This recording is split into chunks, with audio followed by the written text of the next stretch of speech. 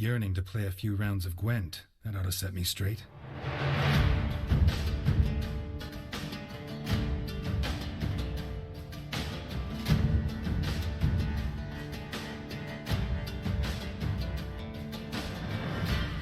It's Commander's Horn, forgetting the name of my own podcast. It's Commander's Horn episode 97. Yes, that's correct. We're 1 week into Gwent Homecoming. The metas are being formed and criticized. Control strategies are starting to show up in the social space with comments. But the conversation is healthy as ever, and Shinmiri is going to be joining us, one of the Gwent Masters analysts, on this episode of Commander's Horn. Thank you very much, McBeard. Great to be back. How are you doing? I'm very good. I'm very good, Shinmiri, and it's great to have you on the show. It is November 1st, 2018. I'm exhausted, Shinmiri. There's so much to do all the time. Like, I know you stream a lot, but I'm sure that like you're involved in some other behind the scenes things as well. But there's, with Homecoming coming out and with Thronebreaker out as well for the people who like that, and for, you know, all this new stuff to explore, there's been so much to do. Where have you even started?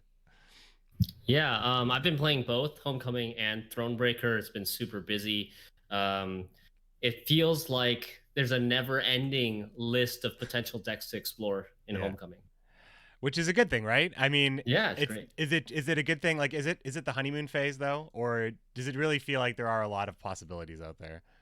Oh, for sure. Part of it has to do with being in a honeymoon phase, because a lot of the decks that we're trying out right now, they're probably not going to end up being competitive. Once everything gets optimized and people are playing the top tier decks, a lot of these fun decks will just not work. So, but I mean, well, you play them while you get the chance, right? Like, this is some people's favorite time of the meta, or the patch cycle. It's like when you can get crazy stuff to work. Yeah, it's like the maybe this works phase where you realize, oh, this probably would work if I didn't need to save all these slots for tech or these slots for auto includes. Let's use that term lightly, but realistically, when we're talking about some of these cards that are in there.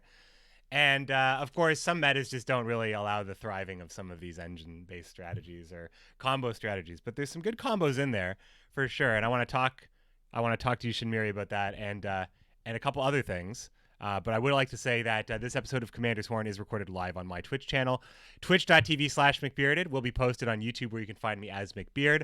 All episodes of Commander's Horn can be found at commandershorn.com, and all my videos can be found on the YouTube channel, where you can find, of course, all the episodes of the podcast, plus Google Podcasts, Spotify, all awaiting approval, iTunes, where the feed is out, as well as to your favorite podcasting apps.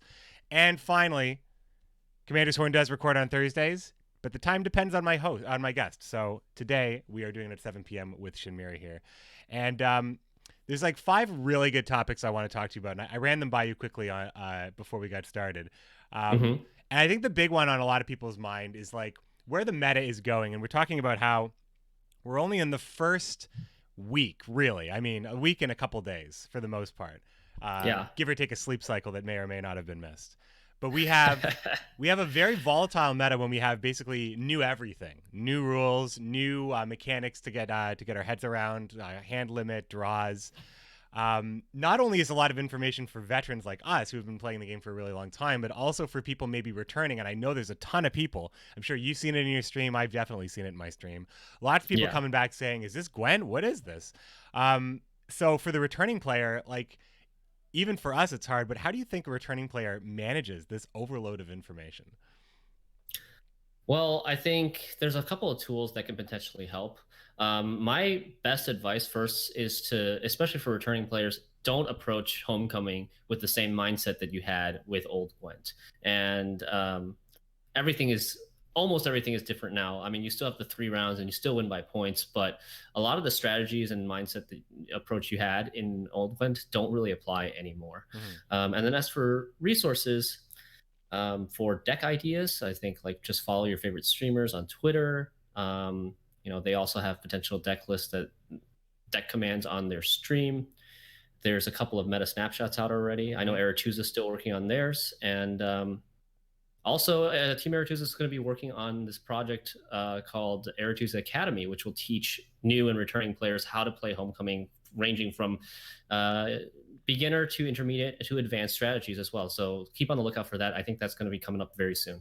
Yeah, that's really cool. And I feel like there's like a real scramble for opportunities. We talked on the last episode about how Gwenty.gg was filling that void that GwentDB had left, and how there's these big opportunities for, I know GwentUp is looking for either new functionality or a new way to approach Gwent stats and competitive tracking and stuff like that, because it's a whole new world. Gwent Tracker isn't out. There isn't a Gwent Tracker out right now that's being used.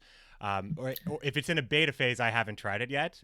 Have you tried anything? No, like I haven't heard anything about Gwent Tracker. If they've already figured out a way to make it work or not. But it's interesting that you bring up the death of GwentDB, because I think that's part of the reason why the meta is so fluid, and there doesn't seem to be one overwhelming or super popular deck out there. Is the net decking tool, the main net decking tool that people are using, is not there right now. And then you have our coworker, Impetuous Panda, who's just been rocking up the pro ladder, just trying to fighting for like number one with other Team Aretuza member Adzakov. And he'll tweet out like his list, like, I've been using this to be the best, so check it out. He's seeing the opportunity as well. He wants to make sure that people know that that his decks are out there. But I just want to say shout out to Panda, who's showing that when he's on, he's just unstoppable. He's such a good ladder player. Yeah, it's awesome to see some of these known faces from Gwent community come back and have so much passion for the game again. Like Panda playing thousands of hours already. Oh yeah, thousands. That's exaggeration, but like hundreds of hours of Homecoming already. You see Super JJ streaming the game every day. Yeah, it's great to see. Mogwai, Mogwai, it's early for us on the your PST, right, Shinmiri? Yeah, Pacific. Yeah, so Mogwai's like ultra early, 9 hours ahead of time for you. So usually when I wake up early-ish at like 7 a.m., he's already well into his stream because he does it morning in Spain. But he's been playing a ton as well. And just people are really just investing a lot of time into like understanding the game and being very, very good at it. And you're seeing some names come up. You're either seeing them in the pro ladder where people like Panda specifically, who haven't been like super prevalent there, all of a sudden being dominant there. And then you have people like people that maybe left a long time ago and are coming back and are now trying to climb up the standard ladder that's there, which got a cool kind of ranking system where your MMR puts you on the leaderboard, but your rank is what allows you to get into pro rank. But it's like your own personal progression system, both vertically and kind of horizontally on the rank system and the pro ladder system. So you can be really, really great without being the best rank right now. And I think that I love the pro ladder system being integrated. This wasn't on the list of things I wanted to ask you about, but how do you feel about the pro ladder system kind of being integrated in the everyday ranking process? I don't have a first-hand experience in the regular ranked ladder because we started in pro rank. Yeah. But I do like the idea of encouraging and incentivizing everybody to play 4 factions. It's not like a requirement to rank up, because you can still get your portraits and your avatars and get all the way to rank 1 without playing more than one faction, right? But if you want to fight for that leaderboard spot, then you do need to play multiple factions, and it'll diversify the meta and expose people to, maybe something that they might have been missing before that they will actually enjoy a lot. Like some people might have just stuck with their comfort zone before, but the system encourages, exploring. Yeah, I mean, I think the rank system, like for me, it's been a positive. I just think because I actually didn't start in pro rank because I was traveling on the last month and I didn't really play a lot, actually, just to be honest. Vintage Gwent wasn't something I was putting a lot of hours into as far as like the ladder. So I actually was sub-zero, fairly sub-zero, 20 actually. I've climbed up to 20. Wow. Yeah, I've climbed up to like 11 at this point just by playing. But I've been, like I said, there's so much to do. Like I'm playing Thronebreaker, I'm putting videos out. I think this weekend it's just going to be like binge the game because I've been playing like late in the night, just trying to get my my MMR up for my 4 factions. But the rank system seems to be something that people like. Now, you've also been playing for many hours, maybe not the thousands that Panda has been playing, but probably pretty close when we're talking hundreds. But you've talked to a lot of people. You stream. You've got really great viewership. You see a lot of opinions that come in. What do you think is the most positive gameplay element coming in from the community, and what do you think is the most negative element, the thing that people dislike? Okay, so for positive elements, I think almost everybody loves the provision system and the new deck builder. It's like it's almost like a puzzle to figure out what the best synergies are so you can make the most out of your deck, but at the same time dance around the provision system and try to not sacrifice too much when you have to play those smaller provision cards. Try to squeeze as much points as possible out of your deck. And also another really positive part of Homecoming has been the hand size limit and the draw 3 cards per turn. Like, I feel like this was the most controversial part at the beginning. Easily, yeah. And now it's become, in my opinion, a majority of people like it because it helps those low tempo engine setup plays in round 1. You don't get immediately punished by like the old Barclay Cleaver or like reveal Mangonel into 25-point Morvran plays. You know, stuff like that. It feels a lot more it feels a lot more fun, and just like you don't get abused immediately and you just feel like you can't do anything. That part is a little alleviated with this change, as well as the coin flip fix with the 5 extra tempo on tactical advantage. So it's interesting, that used to be a negative thing that now it's kind of turned into a positive thing. I think the understanding like the draw limit and the hand size specifically, because every game now, it seems to be like a simple thing where it's doesn't matter which side of the coin you're on. If you win round 1, you now have last say in round 3 if you want. Otherwise, you have the option of bleeding in round 2 and kind of pushing in round 2. And there's like now these strategic moments of like going from like 6 cards to 5 cards. I think is like a huge power play moment if you want to push for a pass, or as well as passing early, which doesn't seem optimal, but if you draw up above 7 cards, then you have a round 2 will still occur in some way. So if a card's going to be played and you have the opportunity to get a card back, it's a little bit harder when you have to spend cards and your opponent, or sorry, when you can't spend cards below 7, but your opponent has the extra cards because they passed on you early. And then finally it coming down to actually fixing, like, can you build enough consistency in your deck that you can draw like the 2 round win conditions that you need? How do you lock down round 1 and round 3, and like the separate combo pieces that you can't just rely on thinning through your whole deck to find? All of that. The thinning part is a big deal too. I mean, some people look at it as a negative, but it also is a positive when it comes to deck building, because I mean, in old Gwent, you used to just like have 80% of your deck was auto built. Like you this is the archetype you want to play, key cards you throw in, and then you throw in a bunch of thinners like stuff like Reaver Scout and Reconnaissance, and just like go into every single deck that just thins your deck. And now it's not the case because those thinning cards cost a lot of provisions for the most part, except for Witchers. The Witchers, yeah, that's the thing. I mean, we could talk about Witchers because I think there's a couple of things I wanted to like talk to you about and like see if your opinion, see if we can debunk this kind of thing, because there's a couple of things that I agree with and a couple of things that I don't agree with when it comes to things that are, issues. We're all experts. We all have issues with the game one way or another. I mean, when you bring up issues, I guess I didn't really talk about the negatives. Let's talk about people those. The biggest negatives. I think a lot of people feel like the game is slower paced than before, a little too slow paced in terms of like animations, and also the game being having 3 extra turns because you're drawing 16 cards instead of 13 now. I think that was one of the things. What else? I wouldn't say it has like 3, like I wouldn't say it has 3 hard extra turns because of how many card draw effects that were in the game in Gwent. You could say that it maybe has like 1 to 2 extra turns depending. Yeah, because you play Spy and you get another card that way as well. But also because like the orders being a thing, you now have more actions per turn, and also just people still trying to learn the game, so they're playing slower, they're roping more. I think that's part of it as well. So hopefully that will be an issue that becomes less prevalent as time goes on and people become more familiar with the game.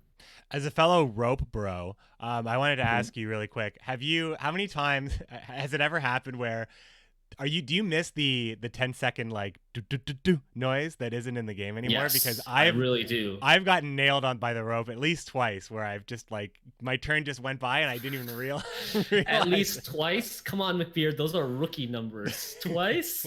I'm like maybe in like the 50s already. In the 50s of like, I not talking about like the rope appearing, like you discarded a card because you missed it. No, 50s is an exaggeration. Maybe at least double digits though. At least double digits that I've discarded a card or not been able to complete my turn. Earlier on stream today, I was trying to play Selkirk into full test, and then I just couldn't activate my Selkirk after I gave it Zeal.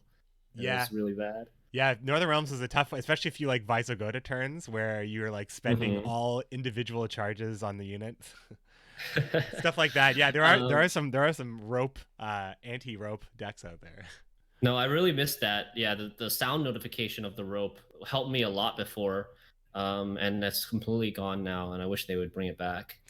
I'm sure they're working on a lot of stuff that still has to do with like clarity in the game. Like I think that like here's something that I think should be in the game that feels like they're gonna add it. It's like they must have considered it, like row effects. And this is, I mean, I feel like this happens more in Thronebreaker, but I mean, I've played the Odd Fog. It would be cool if there is a number counting down somewhere, even if you highlight the row or highlight the icon. It just tells you what's happening on the row, but it doesn't tell you how many turns are left. It's the only timed card that doesn't have a timer on it. Like stuff like that. That's got to be in the game eventually. It's just I totally agree with you, and that's an easy fix. But those are small things that can be done with future patches, right? But yeah, there's a thing for that now. You hover over the row icon, it tells you what it does. Why wouldn't the timer be there? Yeah, I mean, there's a lot of potential in that little row icon. Like, and it could even like give you all sorts of details, I guess, like number of units if you just didn't want to count, or I don't know, like little extra things like the hand counter. Like obviously we can count how many cards are in our hand, but it's nice just to glance and be like, all right, this is turn 6. Let's go. Yeah. And if we're talking about small pet peeves, I really don't like the sound effects of a lot of the boards with the random windmill sounds and the crows cawing. It's I wish there's an easier way to disable them. Yeah, because it's all under like sounds, I think, because if you try to turn it off, you turn off all card sounds as well, but it's louder than everything else. It's the creaking windmill, the boat, the cawing of the crows. It's gotta be we got a little raid here coming in from Ash Lizzle. Thanks, Ash Lizzle. Doing a little podcast, so no crazy alerts, but hello everybody. We're talking to Shinmiri about things we like and don't like from the community and from ourselves. So yeah, there's little things that I think are still going to be added in, because while the product feels more polished than, let's say, Midwinter, you can say that some things probably were prioritized over other things, and quality of life things generally come in through patches like future patches, because now finally there is time to actually put some more polish on the game that works mechanically for the most part. So yeah, it's annoying for us, but you have to understand from CDPR's point of view, they have to deliver this product by this deadline, which 6 months was already really ambitious for a project of this scale. And I think they did a pretty good job of meeting the deadline and delivering a mostly polished product with little imperfections here and there that can be fixed over time. Yeah, like there's nothing in the game that needed to be like disabled or anything like that, or critically hotfixed. I think. I mean, there is a tooltip pass. Blue Stripe Commando now says summon all copies. That just happened. Yes, I've been playing that deck. It's with meta. Well, I mean, I know that it does it, but did you know that the tooltip correctly says it now? Because that was just like in the last 24 hours, I think. Because the tooltip didn't say it at first, so I was surprised when I saw the extra copy of the Blue Stripe Commando come out on the activation. I know the tooltip was changed at some point. I thought it might have been just between OpenBTR and the launch version, but it could have been just very recent. You might be right about that. The only reason why I know this is because I just released a Henselt video today where I'm using Blue Stripe Scout and Commando, and in the video I remark, oh, it's all units, and I highlight it, and I was cutting the footage today. It didn't say it at first, but now it does. Yeah. But it was almost like Mandela effect. Like, did I always remember it wrong? Like, what is this? I had footage, though. I have pictures. I can prove it. But anyway, so we're talking about likes and dislikes. So we did mention the Witchers, so we should probably talk about the Witchers. Okay. So I have 2 schools of thought on this. Got it? 2 schools. But I have the first one is that I don't think it's bad that there is one type of card in the game that thins more than one card out of the deck. However, no, I think that's my main statement. But my other statement is I think that the Witchers aren't being done a good service, I think, here, and I think that they are perpetuating kind of a point slammy type of a point slammy. It's like they're benefited from like point slam plays because they are such a large play in itself, and they also benefit from Witcher, like the Witcher deck synergy that you can run with Emir, so they're made even stronger. Like you can make them, like their baseline is 12, but it goes higher. People are adding Roach. I think that people are leaning too hard into it, and there isn't enough risk involved in running them, and it's showing up now that it's just a competitive card. So the risk in running them is mulligans. That's the biggest risk right now. It's true. It costs you mulligans, and it's very difficult to play Witchers with a leader with like 1 or fewer mulligans. Even with 2, it's kind of risky. You can't really use them on those 2 mulligans on anything else if you get unlucky with your starting hand. Mm-hmm. I think I would like it if there were faction specific cards like this, like how they used to be with the triple bronzes, that had different conditions to meet or different ways to work, or maybe some different synergies. Yeah. And maybe less point slammy, like you mentioned. Right? Yeah. Like a little bit more synergy, less immediate points, maybe synergy, but still have that thinning aspect. If you do that, you'd have to take away the Witchers so that you wouldn't be playing both Witchers and those faction thinners as well. Of course. Well, my suggestion was the Witchers get the Crones treatment, where in Homecoming now, the 3 Crones, they each get stronger based on how many Crones you played before. Now, it's a cool set of cards. I haven't found a lot of success with them. I mean, it's pretty cool with Eridan because it's good to have like a little bit of extra consume, or like consume out there at all, because a lot of good monsters units are Death Wish related, but the consistency of drawing and playing all 3 of them isn't enough. So sometimes you don't get that final power play Crone. But it does cater towards the setup of normal Gwent. But I was thinking maybe the Witchers could do something that, they're stronger if they're played together or on the same board together, or in sequence. And you can give factions back a thinning tool that doesn't necessarily cater to playing a lot of points in a turn, that has some synergy, but hopefully not only one synergy, so like another deck is invalidated by it. I mean, there's lots to think about. We're not the designers, of course, but I think the fact that they're so strong and neutral is working against it. And I mean, the developers have a lot of tools or a lot of ways that they can change them if they deem the change necessary. Because of the provision system now, they can like ramp up the provisions. They can change their power, obviously, give them different effects, like maybe such a suggestion like you had, a different kind of synergy. I just think that I'm just a huge fan of the provision system and how it opens up the design space for future expansions and future cards and different effects as well. It's really cool. I also want to go on record that the strength level of the Witchers, doing all of what they do, like there isn't one specific thing. Like you can't just say the Witchers are too much of any one thing. It's because they are doing so many things so well, I think. But I think that there's still like a lot of huge combos you can do, like with Aquaraquax and with actually with Henselt. Like if you're looking for like single turn potential, the Witchers are not even the craziest thing in the game right now. There are some pretty powerful combos out there right now, with cards that pull other cards out of the deck, like Vilgeforce, for example. Like there's some really good ones out there. The Witchers are actually just like the most boring one, but they're still on like the list of strongest plays. That's kind of the state. My opinion is that if you made them 8 provisions each, some decks would still play them, but their play rate would drop significantly. Yeah, I mean, that's ultimately the fix. That's the fix we want, right? That they are not rendered completely invalid, that they serve a purpose, but they're not auto-include. I think that would be the easiest way. They could do something more fancy, like along your suggestions, along your lines. But that would be the easiest way to do it. It makes it not only a mulligan issue, but also a deck building difficulty now, rather than just throwing them in automatically in almost every deck. Yeah, I mean, 21 points can put a lot of fun stuff in your deck, but is fun better? That's the thing, and consistent. But we've seen a lot of the early competitive meta, like so Witchers have been in a lot of decks. And also their starter cards. Now, for a lot of us, we started with many cards, many scraps, much ore, like lots of stuff to such ore, many scraps.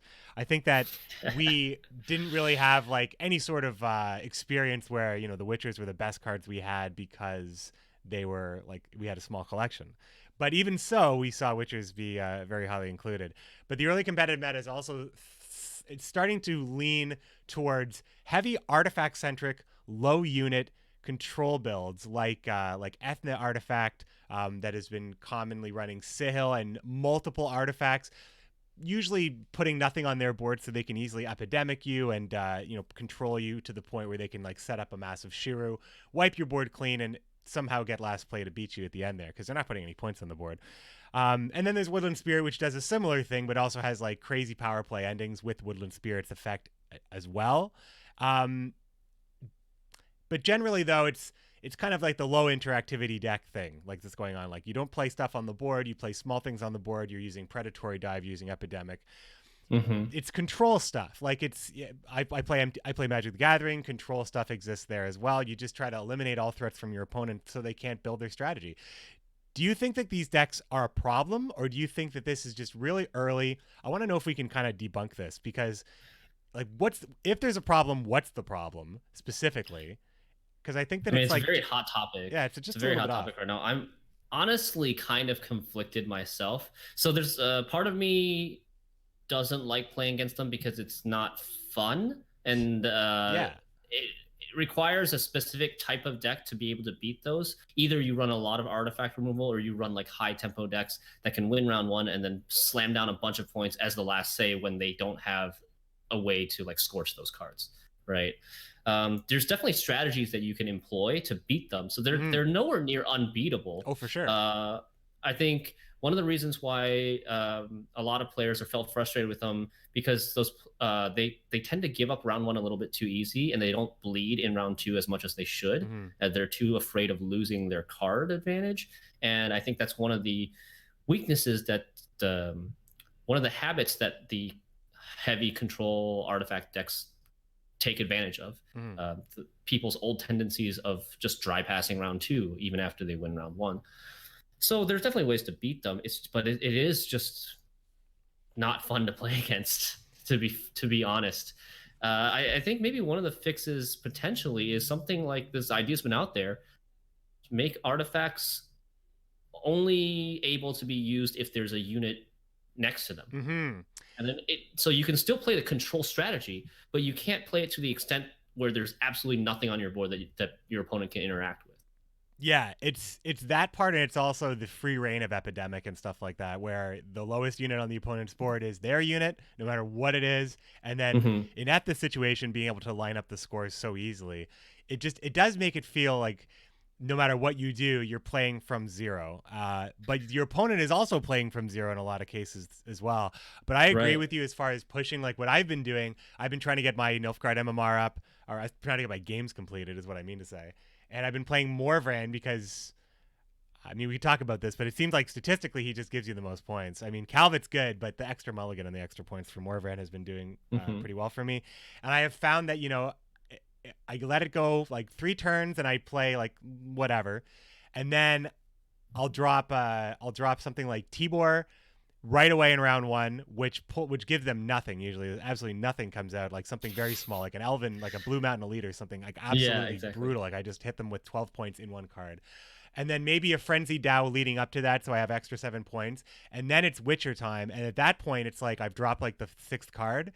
And then I'm safely able to pass, and if for some reason they can't get it back, then bleeding round 2 seems to be the best way to deal with control. But we're trying to wrap our heads around it, I think, at the start. So yeah, there's a couple of it's like a perfect storm of conditions that have been met to make this deck work really well and be very difficult to play against. One, you mentioned like everything's lower strength now, so it's really, really easy to line stuff up.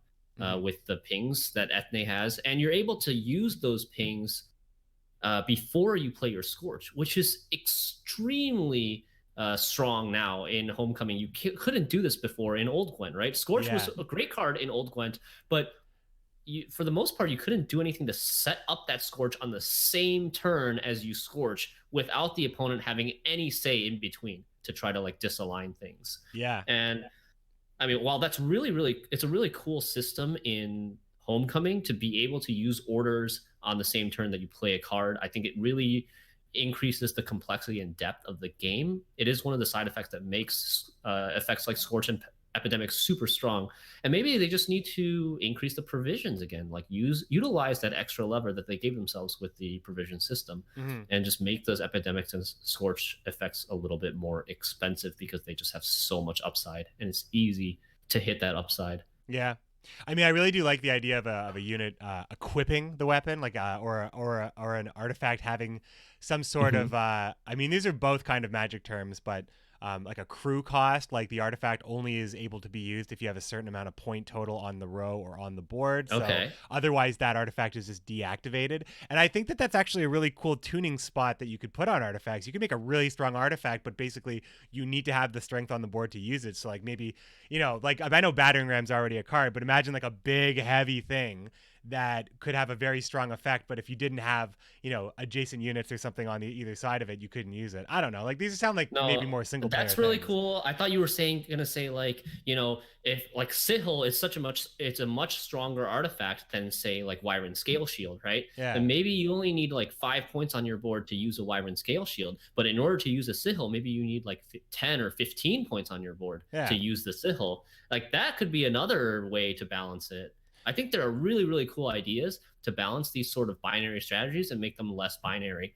Like I was just brainstorming a little bit, if you don't mind me just like thinking out loud. The best forum for that, please. But like rather than forcing people to run like White Frost, like super binary cards to win these matchups, you could allow them to move artifacts and have artifacts only work on certain rows. You could have the whole idea of having a unit next to the artifact, and then they can move the unit, or they can kill the unit. Yeah. Or a certain power on the board in terms of units to activate those artifacts. Those are so many interesting and cool ways that they can nerf and balance these, nerf, buff, and balance these sort of ideas and archetypes in a non-binary way to make the game more fun. And I really hope that they do take advantage of things like that.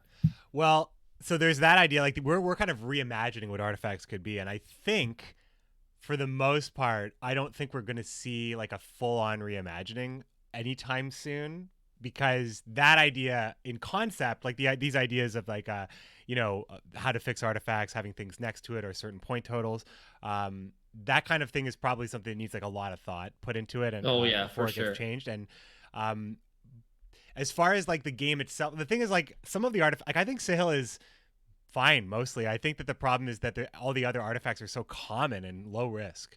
And I think that if we could, I think that like targeting Spear and Shield specifically would lower the play rate on artifacts and would make artifact counters not feel like rare or strange. Like you won't have to feel like having to run extra artifact removal, like a Frenzy Dow and one Bomb Heaver will be, you know, competitively enough for like an artifact heavy meta, because there would only be like a couple of strong artifacts. But the Shield and the Spear not only be able to afford you the ability to Epidemic and Predatory Dive all day long because you have no units on the board, and also affording you the ability of lining up Scorches on both ends, damaging and pinging. Pinging and boosting. But also, no cooldown on any of these abilities means you can do it every single turn, and you can play 2 of each of those things. So like I've had a couple of ideas, like what if Spear and Shield were just gold? You can only have one of them. Otherwise they're the same. Or what if Spear and Shield had a cooldown of 1? So they were worse, 2, but they could still, or a cooldown of 2, like whatever you can use it every other turn. So you could still line up stuff, but you wouldn't have like the millions of pings available, especially if you know, I really like the cooldown of 2 idea. You obviously have to change the balancing a little bit. Or you could give like a unit the ability to increase the cooldown of an artifact by 1. Something like that. That would be another really cool anti-artifact card.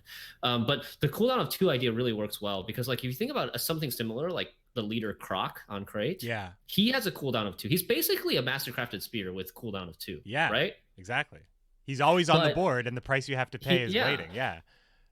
But like, here's the thing with Croc, and I've played a lot of Croc, and you want to use the ability as often as you can to get the most value off of it. But immediately after you use the ability, your opponent has like this opportunity to play something or set up the board in some way where you can't immediately react with the Croc ping. Yeah. Like you can't use the Croc ping on the next turn to line something up or disalign something, or like shoot a Rot Toss or a Cow Carcass.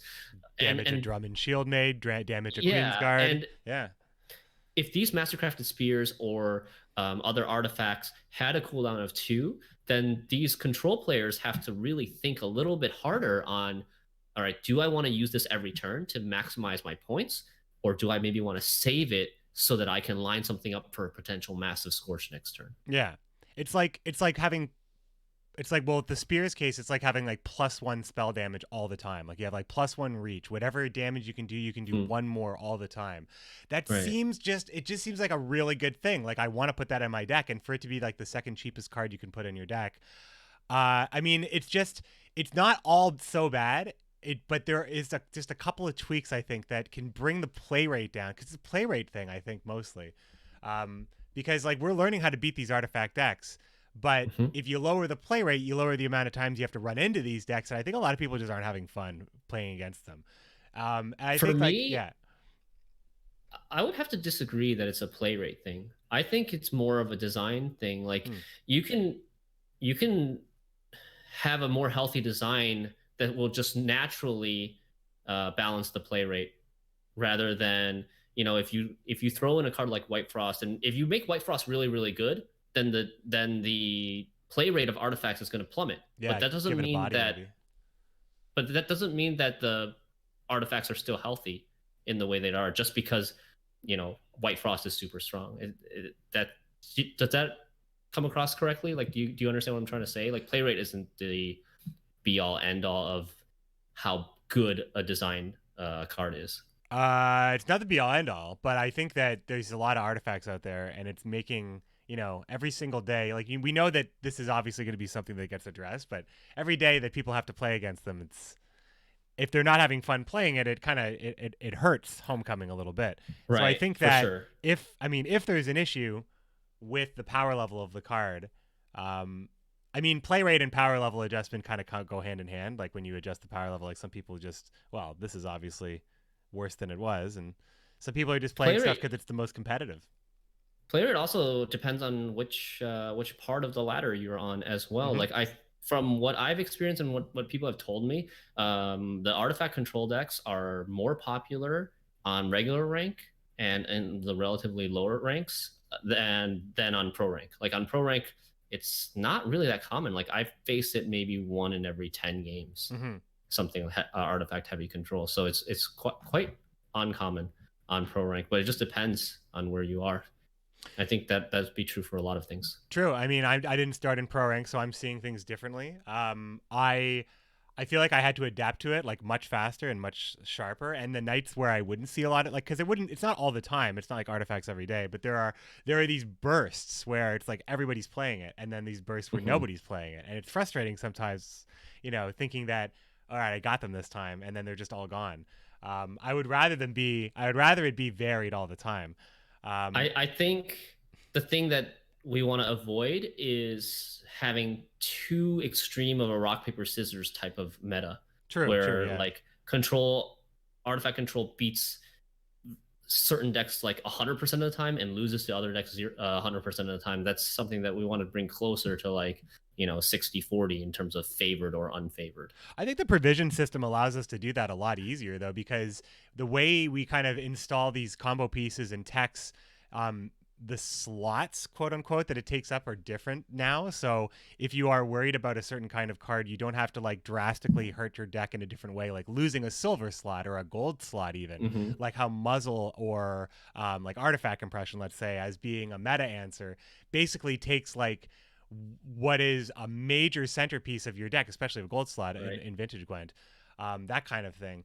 And I mean, I'm okay with there being good and bad matchups and different styles of deck, but I feel like it's much more hybrid right now. I guess because I've played a lot of MTG. There's artifacts in that game that also are like things on the board that don't. There's a lot of other things on the board that don't have like strength or their units and stuff, but it's one of those cards that's like a permanent that is just a thing that does something. And there is artifact removal cards, and it is fairly binary in that game as well. Artifacts have never really polluted that game outside of, I guess, certain blocks that really put like the strongest stuff in it, but it has never felt like they have sideboarding and stuff like that. So I guess, I don't know, it's probably not the exact same discussion. Right. The biggest difference to me would be that in Magic, there's a face. And even if they don't play any units, you can still hit their face. And in Gwent, if they play no units, none of your damage cards get any value at all. So stupid even. Now, I feel like you put me in my place, Shinmiri. That is such a glaring thing that I didn't think of. I've been playing far too much Gwent. Yeah, I know. Yeah. Face isn't a place after The all. face Not is in not a Gwent. place in Gwent. That's the selling point. Well, since you're playing on the pro ladder and you're seeing different things than I am, from a competitive standpoint, especially when you're looking at pro ladder and the way ladder MMR and pro ladder rank has always kind of worked, you're building your factions, so kind of encouraging diversity among the pros and everybody alike. What deck's been your favorite? I'm sure you've tried a whole bunch of stuff at this point. What's been your favorite one? What faction? Let's Yeah, say. I mean, it's been great trying out all these different archetypes, and I feel like almost every day I'm discovering a new favorite deck. At the moment, right now, one of my favorites is Lippy Skellige. I think this card is crazy. It's probably broken good, because it allows you to basically play a 200 provision deck or even higher. You just play all your good cards in round one, and then you Lippy, you swap all of your graveyard with your deck, and you play all your good cards again in round three. It's insane. Where do you get the? It's really, really I haven't fun, tried though. the deck yet. Where's the consistency there? Like when you put all the good cards, back into your deck, how? I mean, I guess the idea is that you're basically only drawing the good cards that you play. How do you consistently get all the good cards in So, your opening hand? Or so you play a high mulligan leader like Croc, which is 4 mulligans or 5 when you go first. okay, And then you play some thinning with Witchers, Roach. You have the Birna and the 2 Heime Scouts, which discard cards, oh yeah, of and course. also thin. So between the Birna and the Heime Scouts, you can get rid of any bad cards that you do end up drawing. Just dump them, and you use a lot of your mulligans in round one, which is rare, which is different and rare, which is pretty cool because it's so different. A lot of people are just saving their mulligans all the way to round three, but this is one of the decks that really wants to use mulligans in round one to get as good of a hand as possible in round one, which will just mean you have an even better hand in round three because of the way Lippy works. And you think he's overtuned? Is that what you said at the beginning of what you were talking about the deck? Yeah, well, I think the concept is pretty crazy because you can play such an extreme deck with so many good cards and just a bunch of fours, just like a bunch of fours that you never intend on playing. Well, that does sound pretty scary. I'm surprised. And the consistency. Yeah, the consistency. The consistency of getting Lippy is super high. If you play Lippy and Royal Decree, because you have so much thinning and so many mulligans, you get Lippy by round two every single game. He's 2 strength too, right? Could you even marching orders? He's 2 strength as well. You could use marching orders, but I like Royal Decree a little bit more. It's more flexible in some situations because you don't always need to. Sometimes you just draw Lippy and you use Royal Decree to get one of your other really good cards out in round one, and then Lippy puts Royal Decree back into your deck that you can use Royal Decree again in round three. Oh man, it's like insane. I mean, that was one of the earliest cards previewed. I think that, or like when we were when they showed that one on stream and when we saw it on the PTR, that was the time when I saw that card and I read the tooltip. I'm like, okay, well, they still want to put some pretty wild stuff into this game. Like, there is no dumbing down here. Like, this is a pretty intense effect, and it's easy to explain it, right? Swap your deck with your graveyard. That's all you need to know. The implications are huge. Yeah, it's like there's so much in there. So then there's and Delta in the chat is saying you lose to Xavier. If you lose round one, you don't even lose to Xavier. Only if you lose round one. But because you're playing such high quality cards in round one, you almost never lose round one either. It's really, I mean, you do lose to certain counters. Like the version of Lippy I've been playing a lot is the Froth version, Roast Stack Froth. Okay. And people have been teching in like Regis and Sabrina to counter Sabrina. these Roast Stack. I think the Sabrina combos right now are so good. I love that. I'm having a lot of fun with that deck too. Yeah. If we can just if we branch off to another deck, Sabrina Pavetta has been something that I've been enjoying a lot yesterday and today. Sabrina with Draug, super good finisher. I've been playing Sabrina Draug, and you could put Pavetta Commandos in the same deck, and that works pretty well too. That's like almost like you create your own Witcher combo sort of thing with Pavetta Commandos. It's true, yeah, because they all come out at 4, and it's just like a storm of dudes. And also, I think that the Sabrina. I've been running Kira Metz and Han Marvin's Blue Dream as well to bring Sabrina back. So you can do the double. You can do the double hit. So you can use it against the Witchers in round one. If your opponent drops Witchers, then you can drop Sabrina. And if you have a Kidweni Revenant in your hand, like that's a good Henselt target if you're playing Henselt. I mean, Henselt's not. I think I figured Henselt out. I got something that clicked with Henselt, and I don't think it's this. because Full Test also can run the Kidwini Revenants very well as well. But I do like that Hensel gets to put 2 threats immediately on the board that need to be answered at the same time. Full Test doesn't do that because the other Kidwini is now just a body. So I do really like that. But also with the Kidwini Revenant kind of having haste, sort of, if you play Sabrina, then you can immediately ping at any given time. Oh yeah, because it gives you the body and the zeal at the same time. Yeah, and if you don't use the ping, you know you're going to play Sabrina next. They're basically, it's like they pass or they play into you just getting the ping on Sabrina. And then you can use it again later if you want to, or you can hand Marvin something else awesome out of your opponent's graveyard. Honestly, that card is quite good. Like, there's two, like, everybody's playing like something, almost everybody's playing something that's like decent to take back out. Like a Zoltan. Yeah, it's pretty cool. I really like Northern Realms. Realms has some really interesting mechanics and synergies. Even though it's regarded as probably one of the weakest factions right now, just because they're engine based and their cards can be removed relatively easily, it's still one of the most fun factions for me. All right, check this brew that I'm working on right now. Reinforced Trebuchet is the lowest unit in your deck. Oh god. Horroclax pulls it out. You can then immediately you can play Horroclax, Trebuchet, Henselt into the other Trebuchet. So now you've got a 4, like you got the 4, 4, and a 4 plus. One of them's at 8 because you Henselted it, and now you've got 2 Trebs ticking. Plus you have reinforcements to make a 3rd Treb. 2 inches, okay, and round 3 after you win round 2, or after you win round 1, because I mean, come on, there's so many great. You just Henselted. Yeah, in round you're 1, playing. You're playing no units below 6. You're playing boulders to move stuff. You're playing locks, of course, stuff like that.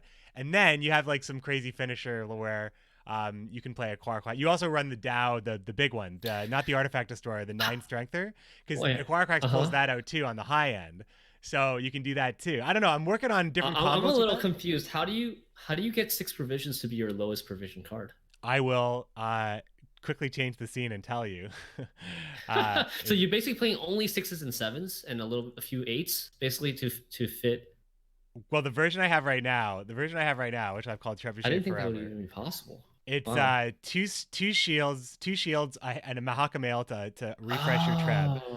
Dimeridium Shackles and Treb, and then 2 inches for the Trebs, 2 Rock Barrages to move stuff into the Treb row. That's what I was missing. 2 Swallows to keep the Trebs alive, 2 Thunders for control reinforcements to copy the Treb, 2 Thunderbolts to keep the Trebs alive, the Witchers unfortunately, 1 Fog, which I think is actually a good play on control because the Fog only ticks if it hits something, otherwise it permanently stays on the board. So it's like pressure without actually, it's even less interactable because no one's running clears. No, that makes sense. You can actually still play 5 provision cards. They just can't be units. Yeah. That totally makes sense. And the Rock Barrage synergy is so good because it's not a unit, but it perfectly pushes anything from melee row into range row to activate your reinforced trebuchets. I'm telling you, you guys are getting the first look at the hotness right here. Plus, then you have a Quark.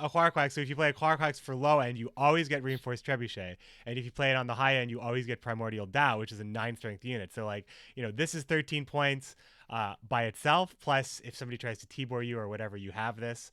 It also counters reveal a little bit because sometimes this guy shows up and stomps on the extra procs.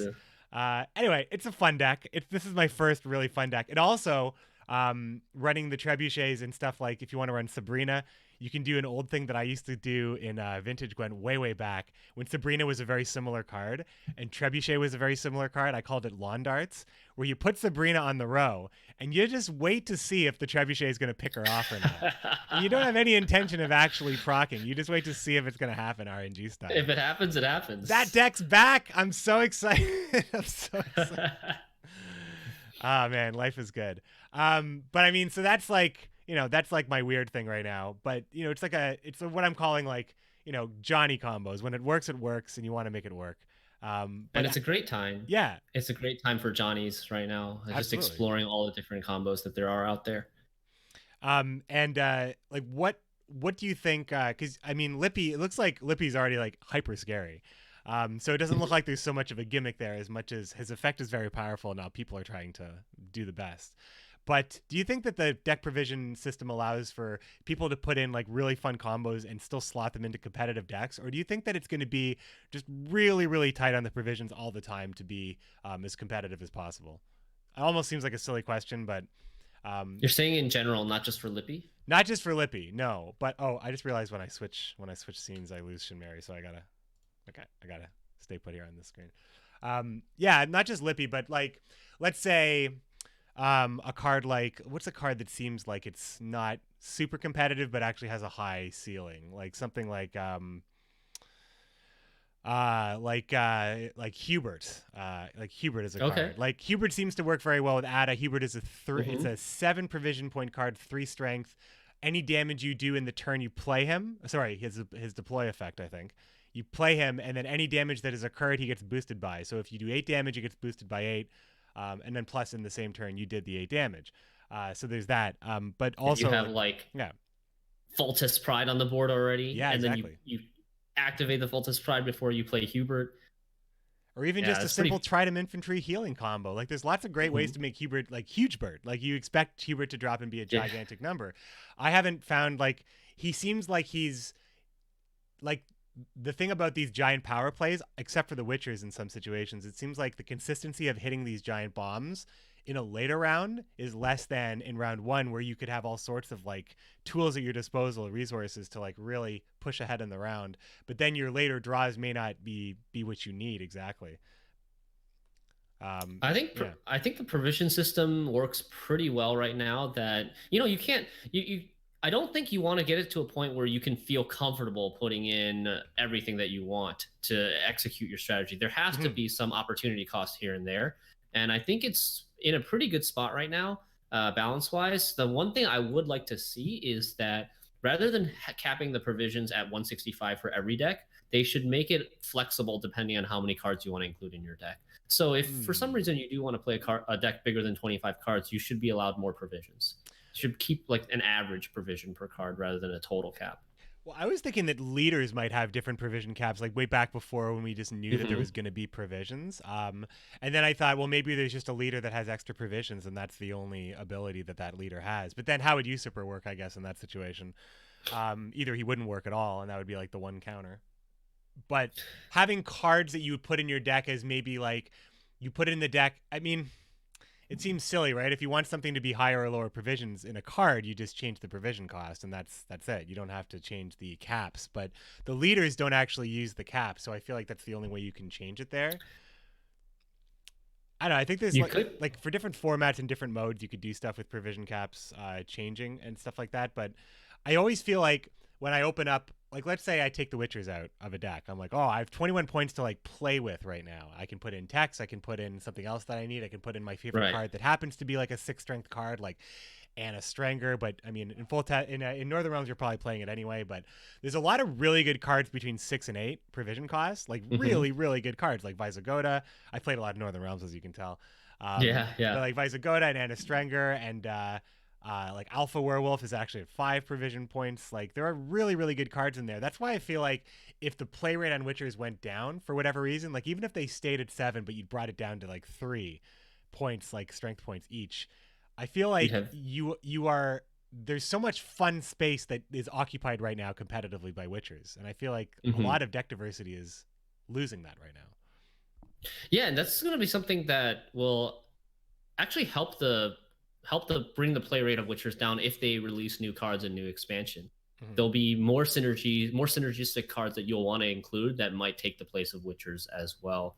I'm really excited for this provision system and for new expansions. I find myself in the situation that you were describing a lot too. Like you've put in 22 out of 25 cards into your deck. This is your core. You've got your gold synergy. You've got the cheap bronzes figured out, and then you have like, okay, I've got 3 cards left. I have 28 provisions. What is the best 3 cards that I can put in? Yeah. And do I put in like a 4 and like a 9 and an 8, or do I put in like a 6, 6 and a 7 or something like that? Like there's so many different things to look at, and I just really enjoy that when it comes to deck building. Yeah, because they've made like the mid-range cards very interesting, and the upper range cards are more, they're more like they're riskier sometimes. Like they are like you pay a lot for Dandelion Poet's effect, and Dandelion Poet can also be a Horrorquaxed as well.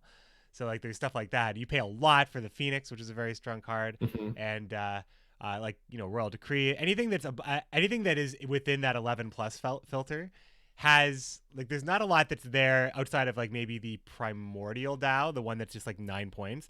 There's just like a Yeah. big beefy like play. Like there's more to it. It's more like I feel like a lot of times I'm either playing like a gold core with bronzes that support it, or my gold core is part of amplifying like all my combo pieces, and most of those are bronzes. And I feel like in Northern Realms, I'm doing more bronze core amplification and gold support with like a couple of key pieces that are actually more mid-range pieces than higher end. That's why I really like Northern Realms right now, because it feels like the decks are so much more cohesive, and the bronzes are you can swap so many in and out and not lose so much. Like between the Lyrian Knight, Lyrian Arbalest, you could play the siege support if you want. You could play the Aretuza Adept. Either one give charges in different ways at different values. I feel like bronze cores right now are some of the most interesting things as like golds become like clearer and clearer that like become refining strategies. I feel like some of that bronze army is going to end up being some of the more interesting stuff, I think. Yeah, and I can't wait for more cards to be released. Like I said, I do feel like when it comes to Nilfgaard, you kind of see the same bronze core for most decks with the reveal package, just because I feel like they're a little bit overstated. They're one of the best bronze cores over all factions. I'd like to see that either brought down a little bit in power or brought up a little bit in provisions, or just with other new expansions to see alternatives. Yeah. I agree, Shinmiri. This has been great to talk about these hot topics. Can I throw it into the chat for one or two questions? See if they have any questions for us. Sure thing. Do you have a moment? So at McBeard in the chat, if you want the Twitch chat if you want your question read on air, and I'm going to play a quick interlude for the audio listeners. Shinmiri, have a sip of tea. I'll play this the community interlude here as I wait for those questions to come in. We'll be right back.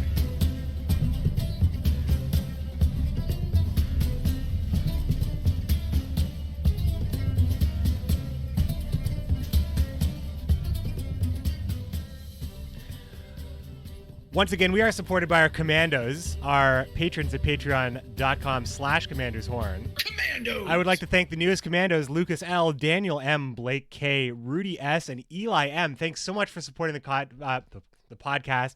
I've got verbal dyslexia over here. Thanks so much for supporting the podcast and for supporting the content and everything that I do over here at Commander's Horn Studios, where I am joined by Shinmiri. As questions are pouring into the chat, how much candy did you eat on Halloween? Thoughts on wig scandal and The Witcher Netflix? I know what you're talking about. Oh, jeez. Let's keep it to Gwent, though. How about that? I just wanted to shout out those questions here.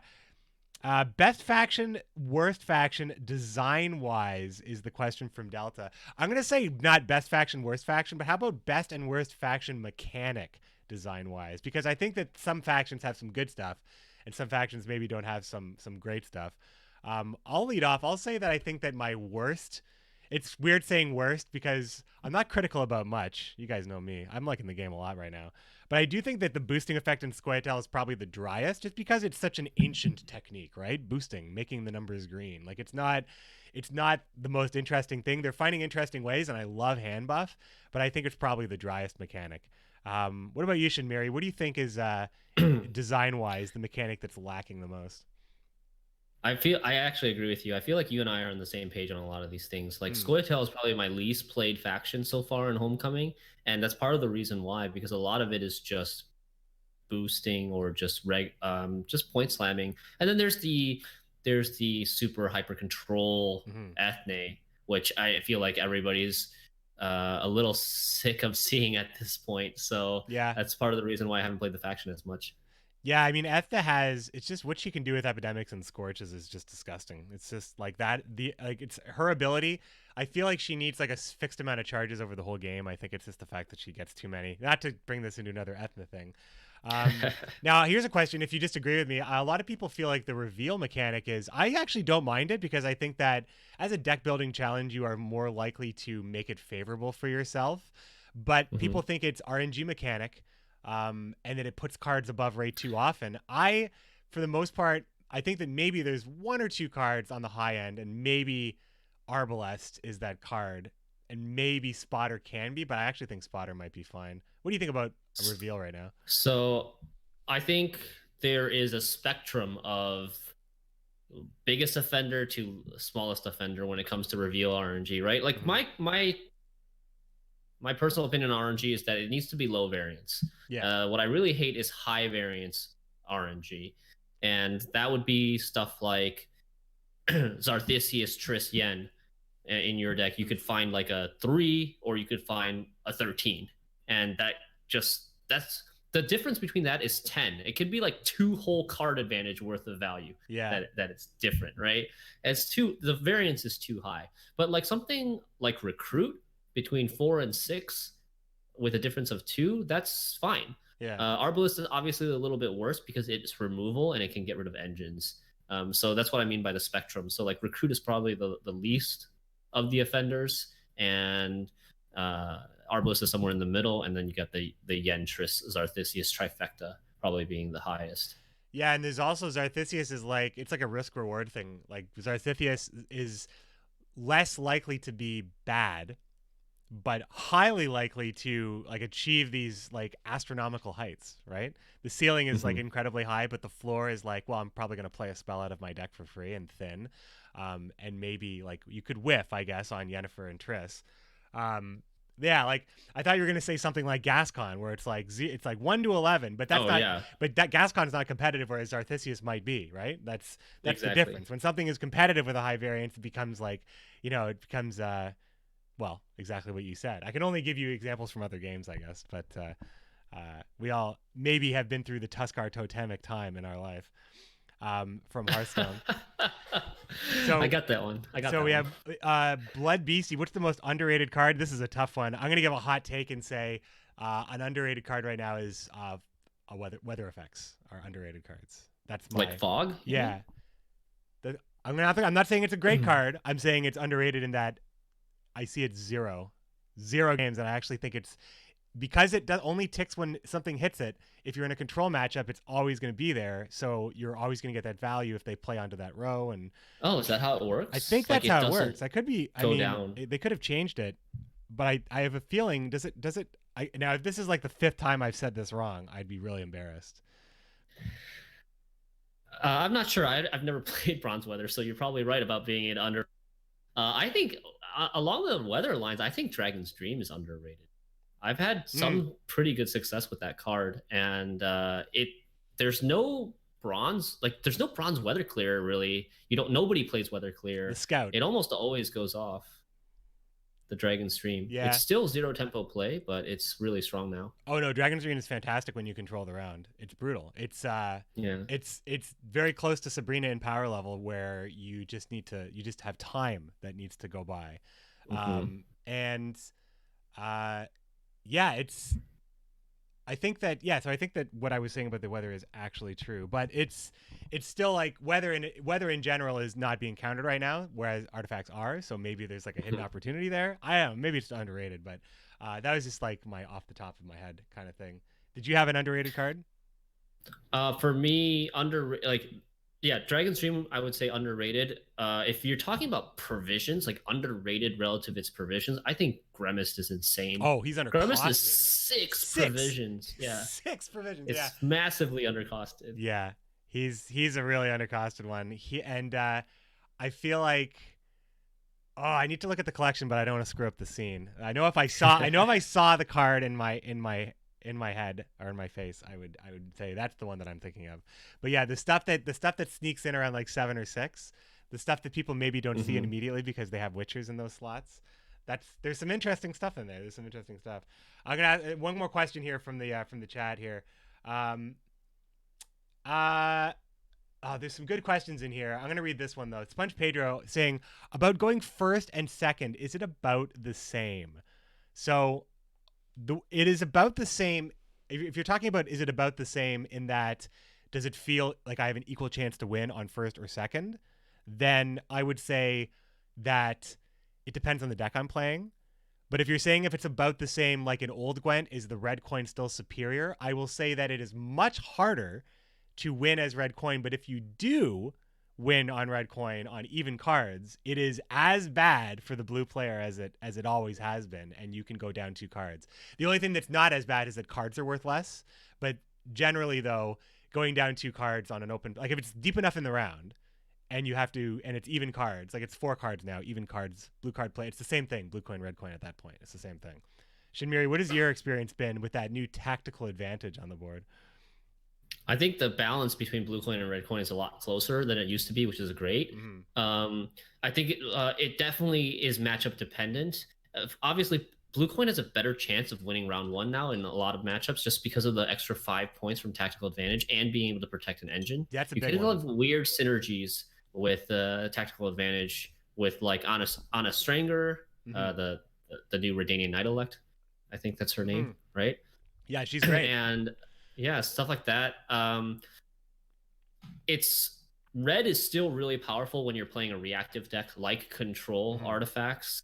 You can just keep waiting and waiting and waiting until they pass, and then you play the huge scorch effect and get all your points back. Yeah. So it becomes matchup dependent. But I do think that the new system is way better, way healthier than before.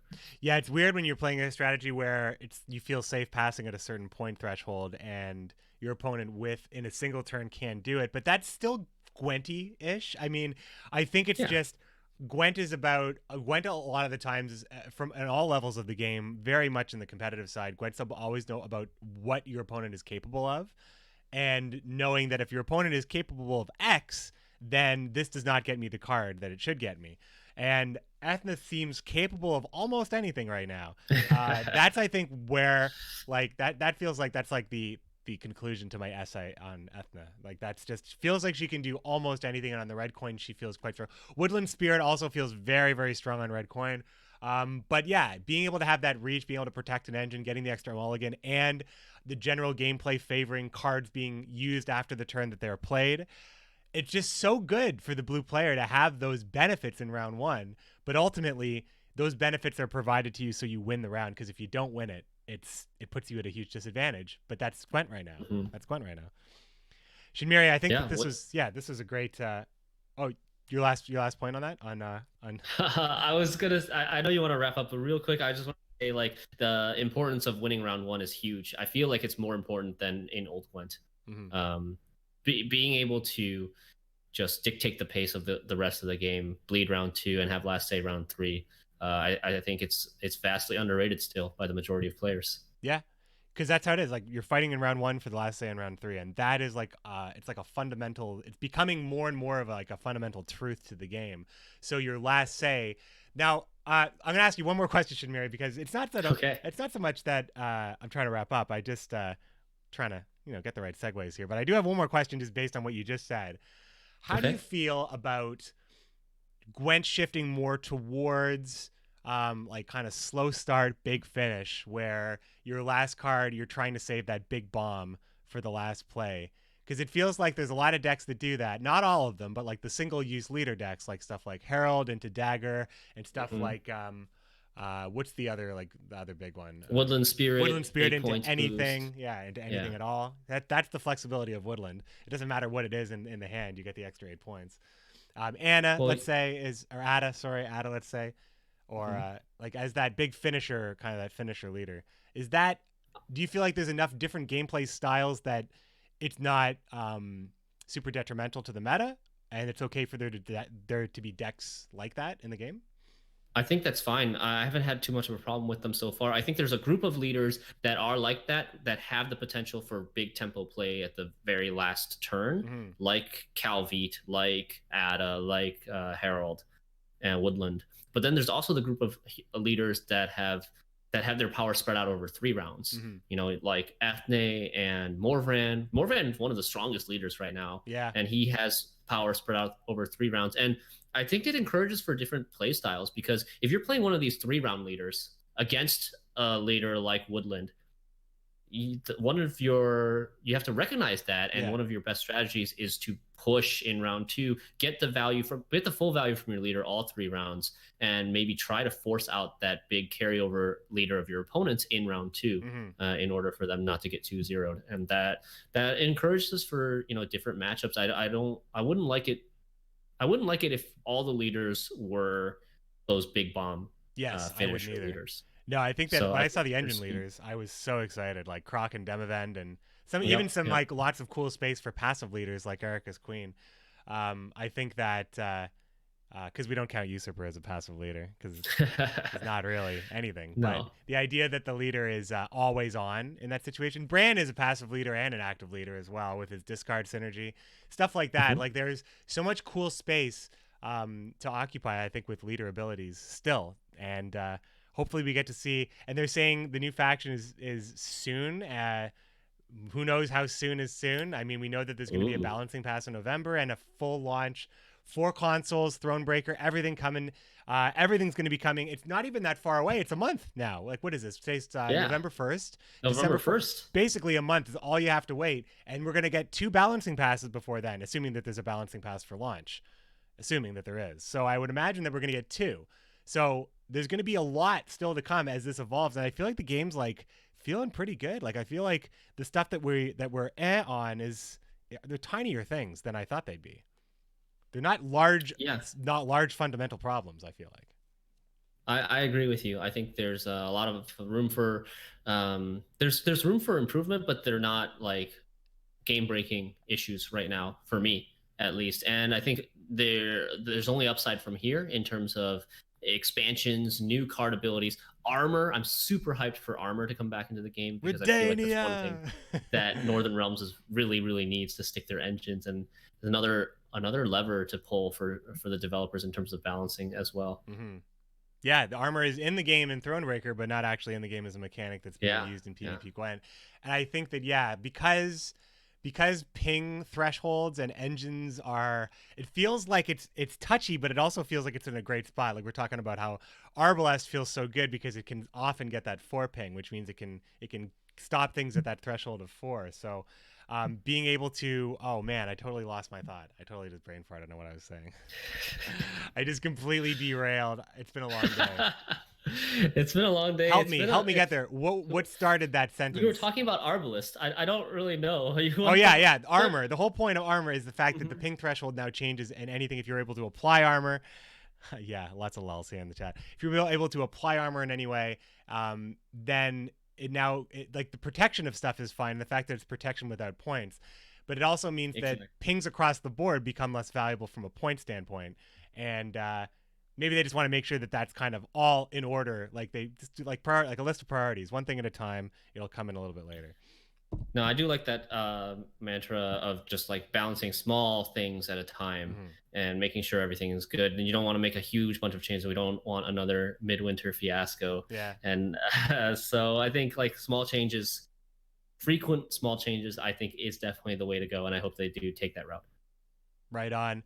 Thanks also for the very late host here from Sir Pumpkin with the big host coming in. We're doing the podcast, no crazy alerts. And we're actually just finishing up the podcast. If you want to check out the podcast, it will be live all over the place. Follow me on Twitter at McBeardCH or follow the podcast at Commander's Horn. Shinmiri, where can people find you out there on the internet when you're doing your thing? Yeah, I stream on Twitch every weekday, 6:30 p.m. CET. You can find me on twitch.tv/Shinmiri2 as well. Follow me on Twitter, Shinmiri2 as well. Thank you guys very much and hope to see you around in the coming days and weeks. Always great to talk to an analyst, especially in such an analytical way about this new game that we're playing. Thank you so much for being on the show, Shinmiri. You can find me on Twitter, any updates about the show or any of my content right there at McBeardCH. You're watching the show live on Twitch, twitch.tv/McBearded. And finally, you can find me on YouTube. That's c/McBeard, my username. Look it up in the search bar, McBeard. I'm there. Commander's Horn goes up there as well. That's all we got to do. That's it. That's the podcast, my friends. Thanks very much for joining me once again.